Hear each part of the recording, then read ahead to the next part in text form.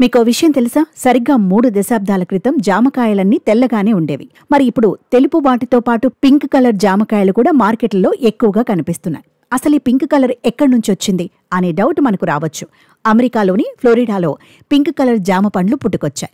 అదే అమెరికాలోని కాలిఫోర్నియాతో పాటు మెక్సికోలో తెల్ల జామ పండ్లు ఎక్కువగా ఉంటాయి. అందుకే సాధారణ జామకాయలను మెక్సికో వైట్ గోవా అని పిలుస్తారు. మార్కెట్లో తెల్ల జామకాయలతో పాటు ఎర్ర జామకాయలు కూడా లభ్యమవుతున్నాయి. ఈ రకంగా వస్తున్న జామ పండులో లభించే ఆరోగ్య లాభాలు ఏమిటి, అసలు ఇవి ఎలా మంచివి, ఎవరికి మంచివి అనేది ఇప్పుడు పెద్ద చర్చకు దారితీస్తోంది. ఎర్రజామ పండ్లు గుండెను ఆరోగ్యంగా ఉంచడంలో సహాయపడతాయి. ఎర్రజామ తింటుంటే శరీరానికి అవసరమైన ఐరన్ లభించి రక్తహీనత సమస్య లేకుండా చేస్తుంది.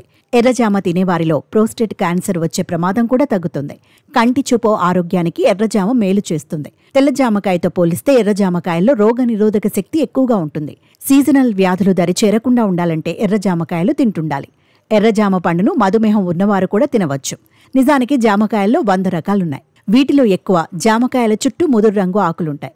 అమెరికాలో, మెక్సికో, కరీబియన్, మధ్య అమెరికా, ఉత్తర దక్షిణ అమెరికాలో జామకాయల వాడకం ఎక్కువ. అసలు గువా అనే పదం గ్వాయబా అనే స్పానిష్ పదం నుంచి వచ్చింది.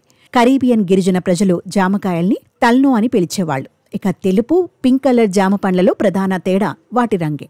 తెలుపు రంగు జామకాయలతో పోల్చితే గులాబీ రంగు జామ పండ్లు మరీ ముదురు రంగులో కాకుండా మెరిసే గ్రీన్ కలర్లో ఉంటాయి. పింక్ జామలో కెరోటినాయిడ్ అనే కాంపౌండ్ ఉంటుంది. అందువల్లే ఆ పండ్లు ఆ రంగులో ఉంటాయి.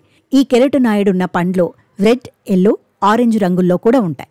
తెలుపు జామకాయల్లో కెరోటినాయిడ్ ఉండదు కాబట్టి అవి తెల్లగా ఉంటాయి. అయితే పింక్ గువాతో పోల్చితే తెలుపు రంగు జామకాయలు కాస్త ఎక్కువ తీపితో ఉంటాయి. అయితే సువాసన విషయానికి వస్తే తెలుపు రంగు వాటికంటే పింక్ జామకాయలు ఎక్కువ సువాసన వస్తాయి. ఇక తెలుపు రంగు జామకాయలో కంటే పింక్ కలర్ జామకాయలో నీరు కాస్త ఎక్కువ ఉంటుంది. తీపి కూడా తక్కువ ఉంటుంది. అలాగే పిండి పదార్థం తక్కువే ఉంటుంది. విటమిన్ సి కూడా తక్కువే ఉంటుంది. ఒక్కోసారి గింజలు కూడా తక్కువే ఉంటాయి.